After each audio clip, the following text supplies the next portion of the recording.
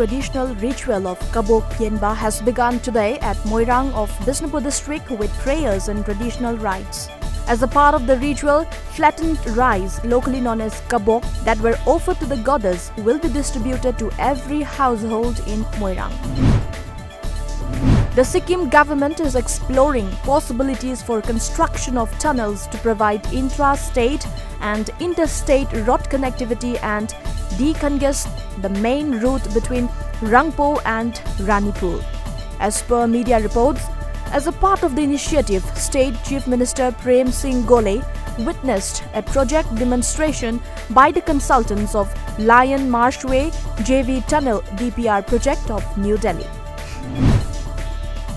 The central government yesterday announced that the Citizenship Amendment Act 2019 CAA has come into force from January 10, 2020. According to media reports, in a gazetted notification, the Union Home Minister said the act under which Hindu, Jain, Sikh, Parsi, Buddhist and Christian refugees from Pakistan, Bangladesh and Afghanistan will be given Indian citizenship will come into force from January 10, 2020. Days after 176 people were killed in a Boeing 737 crash on the outskirts of Tehran, Iran today, admitted to unintentionally shooting down the aircraft.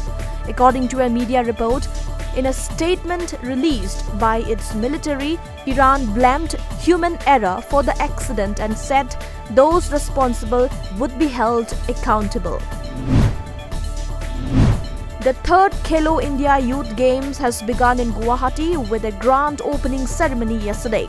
A colorful cultural event enthralled the spectators. In all, 6,500 athletes are taking part in the Khelo India in 20 disciplines.